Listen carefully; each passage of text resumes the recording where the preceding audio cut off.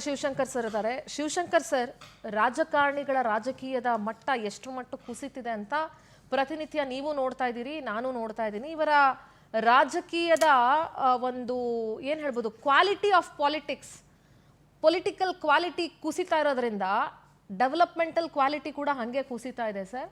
ಇಲ್ಲಿ ಹಣದಾಹ ಅನ್ನೋದು ಎದ್ದು ಕಾಣ್ತಾ ಇದೆ ಎಲ್ಲದರಲ್ಲೂ ಅಷ್ಟೇನೆ, ಎಲ್ಲ ವಿಚಾರದಲ್ಲೂ ಅಷ್ಟೇನೆ. ಗ್ಯಾರಂಟಿಗಳಲ್ಲಿ ಏನು ಲೂಟಿ ಆಗಿಲ್ಲ ಅಂತ ಅಂದ್ಕೊಳ್ಬೇಡಿ ಸರ್. ಬಡವರಿಗೆ ಕೊಡುವಂಥ ಅನ್ನಭಾಗ್ಯದ ಅಕ್ಕಿಗಳನ್ನ ಕಾಳಸಂತೆಯಲ್ಲಿ ಬೇರೆ ಬೇರೆ ರಾಜ್ಯಕ್ಕೆ ಯಾವ ಥರ ಕಳಿಸಿದ್ದಾರೆ ಅಂತದನ್ನು ನಾವು ನೋಡಿದ್ದೀವಿ. ಪವರ್ ಟಿವಿನೇ ಅದ್ರ ಬಗ್ಗೆ ಸ್ಟಿಂಗ್ ಆಪರೇಷನ್ ಮಾಡಿತ್ತು. ಇವತ್ತಿಗೂ ಬೇರೆ ಬೇರೆ ಕಡೆ ಯಾವ ಥರ ಅನ್ನಭಾಗ್ಯದ ಅಕ್ಕಿಗಳನ್ನ ಸ್ಟೋರ್ ಮಾಡ್ಕೊಂಡು ಪಾಲಿಶ್ ಮಾಡಿ ಅದನ್ನ ಹೊರ ರಾಜ್ಯಗಳಿಗೆ, ಹೊರ ದೇಶಗಳಿಗೂ ಕೂಡ ಸಾಗಿಸ್ತಿದ್ದಾರೆ ಅನ್ನೋದಕ್ಕೆ ಸಾಕಷ್ಟು ಎಕ್ಸಾಂಪಲ್ಗಳಿದೆ ಸರ್. ಮೊನ್ನೆನೂ ರೇಡ್ ಆಗಿದೆ. ಸೊ ಗ್ಯಾರಂಟಿಗಳ ಹೆಸರಲ್ಲಿ ಮತ್ತಷ್ಟು ದುಡ್ಡು ಹೊಡೆಯುವಂಥ ಕೆಲಸ ನಡೆದಿದೆ ಅನ್ನೋದ್ರಲ್ಲಿ ಯಾವುದೇ ಡೌಟ್ ಇಲ್ಲ ಸರ್. ಈ ಗ್ಯಾರಂಟಿಗಳನ್ನ ಈ ಥರ ಮಾಡೋದೇ ಸಾವಿರಾರು ಕೋಟಿ ರೂಪಾಯಿ. ಈಗ ಫೆಬ್ರವರಿ ಮಾರ್ಚ್ದು ಹಣ ಬರಲೇ ಇಲ್ಲ, ಅದ್ರ ಬಗ್ಗೆ ಕ್ಲಾರಿಟಿನೂ ಕೊಡಲಿಲ್ಲ ಸಿದ್ದರಾಮಯ್ಯ ಅವರು. ಕ್ಲಾರಿಟಿ ಕೊಡ್ತೀವಿ ಅಂತ ಹೇಳಿದ್ರು ಅಷ್ಟೇ ಸೆಷನ್ನಲ್ಲಿ, ಹೊರತು ಕ್ಲಾರಿಟಿ ಕೊಡಲಿಲ್ಲ. ಬಿಜೆಪಿನೂ ಅದನ್ನ ಅಲ್ಲಿಗೆ ಬಿಟ್ಟಾಯ್ತು, ಕಾಂಗ್ರೆಸ್ ಅಲ್ಲಿಗೆ ಅದನ್ನೇ ಬಿಟ್ಟಾಯ್ತು. ಆ 2 ತಿಂಗಳ ಹಣ, ಸಾವಿರಾರು ಕೋಟಿ ರೂಪಾಯಿ ಹಣ ಎಲ್ಲೋಯ್ತು, ಇವತ್ತಿಗೂ ಅದಕ್ಕೆ ಉತ್ತರ ಇಲ್ಲ sir. At the same time ಎಷ್ಟೋ ಜನ ಬಡವರು ರಿಯಾಲಿಟಿ ಚೆಕ್ ಮಾಡಿದಾಗ ಸರ್, ನಾವೇನೆ ಅದಕ್ಕೆ ಸಾಕ್ಷಿ ಬೇಕಾದ್ರೆ ಸಿಗುತ್ತೆ. ಗ್ಯಾರಂಟಿನೂ ಬೇಡ, ಏನೂ ಬೇಡ, ನಮಗೆ ದಿನನಿತ್ಯದ ಒಂದು ಜೀವನ ನಡೆಸೋದಕ್ಕೆ ಆಗ್ತಾ ಇಲ್ಲ, ಕಾಸ್ಟ್ ಆಫ್ ಲಿವಿಂಗ್ ಜಾಸ್ತಿ ಆಗ್ತಿದೆ, ತುಂಬಾ ಕಷ್ಟ ಆಗ್ತಿದೆ, ಒಂದ್ ಕೈಯಲ್ಲಿ ಕೊಟ್ಟು ಒಂದ್ ಕೈಯಲ್ಲಿ ಕಿತ್ಕೊಳ್ತಾ ಇದ್ದೀರಿ. ಈಗ ಗ್ಯಾರಂಟಿಗಳನ್ನ ಕೊಟ್ಟು ಸರ್ ಯಾವ್ದನ್ನು ಕಮ್ಮಿ ಮಾಡಿದ್ರು ಸರ್? ಎಲ್ಲವನ್ನು ಕೂಡ ಸ್ಟಾಂಪ್ ಡ್ಯೂಟಿಯಿಂದ ಹಿಡಿದು ಎಲ್ಲ ಚಾರ್ಜಸ್ ಅನ್ನು ಕೂಡ ಡಬಲ್ ಮಾಡಿದ್ರು. ಬಹುಶಃ ನನಗನ್ಸುತ್ತೆ ಇನ್ಯಾವುದ್ರಲ್ಲೂ ಹೆಚ್ಚು ಮಾಡೋದಕ್ಕೆ ಏನು ಉಳ್ಕೊಂಡಿಲ್ಲ ಸರ್. ಮೆಟ್ರೋ ಫ್ರೀ ಕೊಡಕ್ಕೆ ಮೆಟ್ರೋ ಇವ್ರ ಕೈಯಲ್ಲಿಲ್ಲ, ಟ್ರೈನ್ ಫ್ರೀ ಕೊಡಕ್ಕೆ ಟ್ರೈನ್ ಇವ್ರ ಕೈಯಲ್ಲಿಲ್ಲ. ಇನ್ನು 2028ಕ್ಕೆ ಇನ್ನೇನು ಫ್ರೀ ಕೊಟ್ಟು ಅಧಿಕಾರಕ್ಕೆ ಬರ್ತಾರೋ ಬರಲ್ವೋ ಅದು ಗೊತ್ತಿಲ್ಲ ಸರ್. ಏನ್ ಹೇಳ್ತೀರಿ? ಈಗ ಸಿಂಧೂರ್ ಅವರೇ, ಇದನ್ನ ಗಂಭೀರವಾಗಿ ಜನ ಗಮನಿಸಬೇಕು. ಈಗ ಅವರು ಬಿಜೆಪಿ ಮತ್ತೆ ಕಾಂಗ್ರೆಸ್ನವರು ಗ್ಯಾರಂಟಿ ಇದೇನೋ ಸ್ಕೀಮ್ ಅನ್ನ ಅನೌನ್ಸ್ ಮಾಡಿ ಏನು ಎಲೆಕ್ಷನ್ ಗೆದ್ರು. ಅದನ್ನ ಟೀಕೆ ಮಾಡಿದವರು ಯಾರು? ಬಿಜೆಪಿನವರು. ರೇವಡಿ ಅಂತ ಲೇವಡಿ ಮಾಡಿದ್ರು. ಅದಾದ್ಮೇಲೆ ಅವ್ರ ಅವಕಾಶ ಸಿಕ್ಕದಾಗಿರೋದು ಇಲ್ಲಿ ಕರ್ನಾಟಕದ ಗ್ಯಾರಂಟಿ ಹೋಗಿ ಮೋದಿ ಗ್ಯಾರಂಟಿ ಅಂತ ಹೇಳಿದ್ರು. ಈಗ ಮೋದಿ ಗ್ಯಾರಂಟಿ ಅಂತ ಮಾಡಿದವರು ಬಿಜೆಪಿ. ಸೊ ಹೀಗಾಗಿ ಜನ ಇದನ್ನ ಗಮನಿಸಬೇಕು. ಈ ಎರಡೂ ಪಾರ್ಟಿಗಳು, ರಾಜಕೀಯ ಪಕ್ಷಗಳು ಏನ್ ಮಾಡ್ತವೆ, ಬಡವರ, ದರ್ಶನ್ ಅವರು ಒಂದು ಮಾತು ಹೇಳಿದ್ರಲ್ಲ, ಏನು ಬಡವರ ಬಡತನವನ್ನ ಲೇವಡಿ ಮಾಡಬೇಡಿ ಅಂತ. ಅಲ್ಲಿ ಅವ್ರು ಅರ್ಥ ಮಾಡ್ಕೋಬೇಕಾದ್ರೆ ಎರಡು ಪಕ್ಷಗಳು ಬಡವರ ಬಡತನವನ್ನ ರಾಜಕೀಯದ ಬಂಡವಾಳ ಮಾಡ್ಕೋಬೇಡಿ ಅಂತ ನಾವ್ ಹೇಳ್ಬೇಕಾಗುತ್ತೆ. ಎಲೆಕ್ಷನ್ ಬಂದಾಗ ಗ್ಯಾರಂಟಿ ಸ್ಕೀಮ್ಗಳಂತ ಹೇಳಿ ಅಂದ್ರೆ ಯಾರು ಗ್ಯಾರಂಟಿ ಸ್ಕೀಮ್ ಅನ್ನ ಇಂಪ್ಲಿಮೆಂಟ್ ಮಾಡ್ತಾರೋ ಅವಾಗ ಇದು ಏನೋ ಅಪೋಸಿಷನ್ ಅಲ್ಲಿ ಇರೋರು ಅಥವಾ ರೈವಲ್ ಪಾರ್ಟಿ ಅದನ್ನ ರೇವಡಿ ಅಂತ ಲೇವಡಿ ಮಾಡೋದು. ತಾವು ತಮ್ಮ ಟರ್ನ್ ಬಂದಾಗ, ತಮ್ಮ ಪಂಕ್ತಿ ಬಂದಾಗ ಅದನ್ನ ಮೋದಿ ಗ್ಯಾರಂಟಿ ಅನ್ನೋದು. ಸೊ ಅಂದ್ರೆ ಜನಗಳ ಹಣ, ಜನ ತೆರಿಗೆ ಕಟ್ತಾರೆ. ನೀವು ಹೇಳಿದ ಹಾಗೆ ಸಿಕ್ಕಾಪಟ್ಟೆ, ಅಂದ್ರೆ 52 ಏನೋ ಪದಾರ್ಥಗಳು, 52 ಏನೋ ಇದು ಸರ್ವಿಸಸ್, ಅದ್ರ ಮೇಲೆ ತೆರಿಗೆ ಹಾಕೋದು. ಏನೋ ಹಾಲು ಬೆಲೆ ಹೆಚ್ಚಾಯ್ತು, ನೀರ್ ಬೆಲೆ ಹೆಚ್ಚಾಯ್ತು, ಆಮೇಲೆ ಎಲೆಕ್ಟ್ರಿಸಿಟಿ ಟ್ಯಾರಿಫ್ ಜಾಸ್ತಿ ಆಯ್ತು, ಎಲ್ಲವೂ ಜಾಸ್ತಿ ಮಾಡಿ ನಿಮ್ಗೆ ಅಕಸ್ಮಾತ್ ಜನಗಳ ಹಣ ಜನಗಳ ಹತ್ರನೇ ಉಳಿಬೇಕು ಅನ್ನೋದಾಗಿದ್ರೆ ತೆರಿಗೆ ತಗ್ಗಿಸ್ಬೇಕಲ್ವಾ? ಈಗ ಉದಾಹರಣೆಗೆ ನಾನು ಹೇಳದ್ನಲ್ಲ, ಎಲೆಕ್ಟ್ರಿಸಿಟಿ ಏನೋ ನೀವು ಫ್ರೀ ಆಗಿ ಕೊಡ್ಬೇಕು ಅಂತ ನೀವು ಕೊಡ್ತೀವಿ ಅಂತ ನೀವು ಹೇಳ್ತೀರಾ, ಓಕೆ, ಸಂತೋಷ. ಆದ್ರೆ ನೀವು ಎಲೆಕ್ಟ್ರಿಸಿಟಿ ಟ್ಯಾಕ್ಸ್ ಅನ್ನು ಯಾಕೆ ಕಮ್ಮಿ ಮಾಡೋದಿಲ್ಲ? 9% ಟ್ಯಾಕ್ಸ್ ಕಲೆಕ್ಟ್ ಮಾಡಿ ನಾವು ಬಿಲ್ ಅನ್ನ ಉಚಿತ, ನಾವು ಇದು ಏನೋ ಎಲೆಕ್ಟ್ರಿಸಿಟಿ ಬಿಲ್ ಕೊಡ್ತೀವಿ, ಫ್ರೀ ಕೊಡ್ತೀವಿ, ಎಲೆಕ್ಟ್ರಿಸಿಟಿ ಸಪ್ಲೈ ಫ್ರೀ ಕೊಡ್ತೀವಿ, ಏನೋ ಗೃಹ ಜ್ಯೋತಿ ಅನ್ನೋದ್ರಲ್ಲಿ ಏನಾದ್ರು ಅರ್ಥ ಇದೆಯಾ?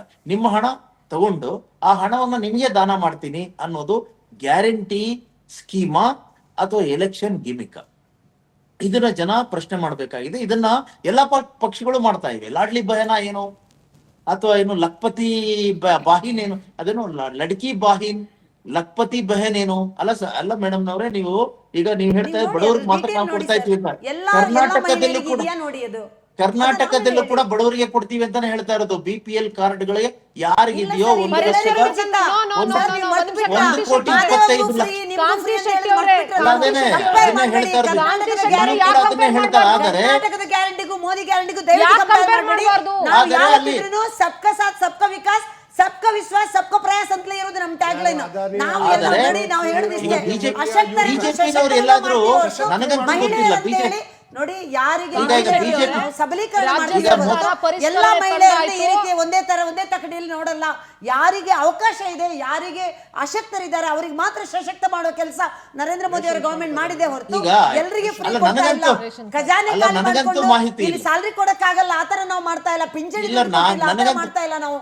ಅಲ್ಲ, ಸ್ಯಾಲ್ರಿ ಕೊಡಕ್ ಆಗದೆ ಇರೋದನ್ನ ಕೇಂದ್ರ ಸರ್ಕಾರದ ಸ್ಥಿತಿ ಏನು ಅಂತ ನಾನು ಒಂದ್ ನಿಮಿಷ ಟೈಮ್ ಕೊಟ್ರೆ ನಾನು ಹೇಳ್ತೀನಿ. ಅದಕ್ಕೆ ಮುಂಚೆ ಹೇಳ್ತೀನಿ. ಮೋದಿ ಗ್ಯಾರಂಟಿ ಅಂತ ಹೇಳಿದ್ರಲ್ಲ, ನನಗಂತೂ ಮಾಹಿತಿ ಇಲ್ಲ. ಇವರು ಸರ್ವೆ ಮಾಡಿ ಯಾರು ಬಡವರು ಅಂತ ಪತ್ತೆ ಹಚ್ಚಿ ಮಾಡಿಲ್ಲ ನಾವು ಸರ್. ಅವ್ರಿಗೆ ಮಾತ್ರ ಮೋದಿ ಗ್ಯಾರಂಟಿ ಕೊಡ್ತೀವಿ ಅನ್ನೋದ್ರ ಬಗ್ಗೆ ನನಗೆ ಮಾಹಿತಿ ಅದ್ರ ಬಗ್ಗೆ ಬಿಡಿ, ಅಲ್ಲಿ ಮಾಡೇ ಇಲ್ಲ ಆ ಥರ. ಎರಡನೇದು, ಈಗ ನಾವು ಇವ್ರು ಹೇಳ್ತಾರಲ್ಲ ಏನಂತಂದ್ರೆ ನಾವು ಬಿಜೆಪಿ ಆತರ ಇಲ್ಲ, ಕೇಂದ್ರ ಸರ್ಕಾರ Sir, difference ಕೇಂದ್ರ ಇದೆ. ಸರ್ಕಾರ Difference ನೋಡಿ, ಇದೆ, ಕೇಂದ್ರ sir. ಸರ್ಕಾರದ ಬಜೆಟ್ 2025-26ರಲ್ಲಿ 50,60,000 ಕೋಟಿ Capital ಇತ್ತು. investment ಅದು ಹೇಳ್ಬೇಕು 49 sir. ಲಕ್ಷಕ್ಕೆ ಇಳಿಸಿದ್ರು. Sir, ಆಮೇಲೆ capital investment ಹೇಳ್ಬೇಕು ನೀವು. 11 ಲಕ್ಷ ಯಾವ ತರ budget 11,50,000 ಕೋಟಿ ಇದ್ದಿದ್ದು ಕ್ಯಾಪಿಟಲ್ ಎಕ್ಸ್ಪೆಂಡಿಚರ್, ಅದ್ರ ಬಂಡವಾಳ ವೆಚ್ಚ ಅಂತ ಏನಿದೆ 1 ಲಕ್ಷದಷ್ಟು ಕಮ್ಮಿ ಮಾಡಿದ್ದಾರೆ. 1 ಲಕ್ಷದಷ್ಟು ಕಮ್ಮಿ ಮಾಡಿದ್ದಾರೆ ಅಂದ್ರೆ ಸರ್, ರಸ್ತೆಗಳು, ಏರ್ಪೋರ್ಟ್ಗಳು ಎಲ್ಲವೂ, ವಿಶ್ವವಿದ್ಯಾನಿಲಯಗಳು ಎಲ್ಲವನ್ನೂ 1 ಲಕ್ಷದಷ್ಟು ಬಂಡವಾಳ ಅದೇ ವೆಚ್ಚ ಇಲ್ಲಿ ಕಮ್ಮಿ ಆಯ್ತು ಅಂದ್ರೆ ಕರ್ನಾಟಕದ ಮಾನ್ಯ ಸಿದ್ದರಾಮಯ್ಯ ಕ್ಯಾಪಿಟಲ್ ಏನಿದೆ? ಅಲ್ಲ, 1 ಲಕ್ಷದಷ್ಟು ಕ್ಯಾಪಿಟಲ್ ಇನ್ವೆಸ್ಟ್ಮೆಂಟ್ ಎಲ್ಲಿದೆ? ಅವ್ರ ಗ್ಯಾರಂಟಿ ಹೊಂದಿಸಕ್ ಆಗ್ತಾ ಇಲ್ಲ. ಸರ್ಕಾರಿ ಅಲ್ಲ, ಸಾಲಗಳು ನಾನು ಕೊಡಕ್ ಬಿಜೆಪಿ ಆಗ್ತಾ ಹೇಳ್ತಾ ಇಲ್ಲ. ಇದ್ದೇನಲ್ಲ, ಕೇಂದ್ರ ಸರ್ಕಾರದ ನಿಗಮಗಳಿಗೆ, ಸಿಂಧೂರ್ ಅವರೇ ದುಡ್ಡುಗಳು ಕೊಡ್ತಾ ಇಲ್ಲ. 11.5 ಲಕ್ಷ. ಅದು ಬಿಟ್ಟು ನೋಡಿ ಸರ್, ಒಂದು ದೇಶದ ಸಾಲ ಸಿಂಧೂರ, 200 ಸಾರಿ ಲಕ್ಷ ಸಾರಿ ಕೋಟಿ ಸಂಧ್ಯಾ, ಆಗಿದೆ ಒಂದು ಸರ್. ಸೆಕೆಂಡ್ ಅಷ್ಟೇ ಇಂಪಾರ್ಟೆಂಟ್ ಕರ್ನಾಟಕಕ್ಕೆ ಒಂದು ಇಂಪಾರ್ಟೆಂಟ್ ಯೋಜನೆ ಇಲ್ಲ ಸರ್. ಅಲ್ಲ, ಇಂಪಾರ್ಟೆಂಟ್ ನಮ್ಮ ವಿಷಯ ದುರ್ದೈವ. ನೋಡಿ, ಮೇಡಮ್ ಒಂದು ಪದ ಹೇಳಿದ್ರು, ಸರ್, ನಾಡದ್ರೋಹಿಗಳಂತ. ಬಿ- 100ಕ್ಕೆ 100 ಶಿವಶಂಕರ್ ಸತ್ಯ. ಸರ್, ಒಂದು ನಮ್ಮ act ಬೆವರಿನ ಇದೆ, ಹನಿ, ಒಂದು ನಮ್ಮ important, ಹಣ ಒಂದು important, ನಮಗೆ ಒಂದು ಕೊಡದಂತ important ಪರಿಸ್ಥಿತಿಗೆ ಹೇಳಬೇಕು. ಬಿಜೆಪಿ ಹೋಗಿ ತಲುಪಿದ್ದಾರೆ. ಒಂದು important ನಾವು ನಾನು ನೀವು ಹೇಳಿದೆ. ಹೇಳಿದ್ರೆ ನೀವು ಹೇಳಿ, All right, ನಾವು all right. ಒಪ್ಕೊಳ್ತೀವಿ. ನಾವು ಇಷ್ಟು ತೊಂದರೆಯಲ್ಲಿರುವ ಕರ್ನಾಟಕ ರಾಜ್ಯದಲ್ಲಿ ಒಂದು ಆಕ್ಟ್ ಇದೆ ಸರ್. ಯಾವುದೇ ಸಂಸದರಾಗ್ಲಿ, ಯಾವುದೇ ಒಂದು ಶಾಸಕರಾಗ್ಲಿ ಮಿನಿಸ್ಟರ್ ಮಾಡುವಾಗ 15% ಮಾತ್ರ, 33 ಇಲ್ಲ 34 ಅಂತ ಇರ್ಬೇಕಂತ ಇದೆ. ಇವಾಗ 54 ನಿಗಮಗಳಿಗೆ ಏನು ಸಚಿವ ಸಂಪುಟ ಕೊಟ್ಬಿಟ್ಟು 22 ಕೋಟಿ ಅದು ಹೇರಿಕೆ ಬೇರೆ ಮಾಡಿದ್ದಾರೆ. ಇಲ್ಲಿ ಇರುವ ಸರ್ಕಾರದ ಪರಿಸ್ಥಿತಿ ನೋಡಿ, ಯಾವುದೇ ಒಂದು ಇದಕ್ಕೂ ದುಡ್ಡುಗಳಿಲ್ಲ. ಎಲ್ಲ ಇಷ್ಟು ಪ್ರಾಬ್ಲಮ್ಗಳಿದ್ದಾಗ ಬೆಂಗಳೂರಲ್ಲಿ ಕಸ ತೆಗೆಯಕ್ಕೂ ದುಡ್ಡಿಲ್ಲ ಇವರ ಹತ್ರ. All right. ಬೇರೆ ಬೇಡ. Thank you Shivashankar sir. ಕಸಕ್ಕೆ ಮೇಡಮ್ 900 ಅಯ್ಯೋ, 600 ಕೋಟಿ ಬಾಡಿಗೆ 600 ಕೋಟಿ ಸ್ಮಾರ್ಟ್ ಅದನ್ನ ಸಿಟಿ ತಗೊಂಡಿದ್ದೀವಿ. ಹಣ ಕೊಟ್ಟಿಲ್ಲ. ಸರ್, 600 ಕೋಟಿ ಕಸ ಗುಡಿಸೋದು ಬಾಡಿಗೆಗೆ ತಗೊಂಡಿದ್ದು. Thank you so ಅದನ್ನ much. ನೆನ್ಪು ಮಾಡ್ಕೊಳ್ಳಿ.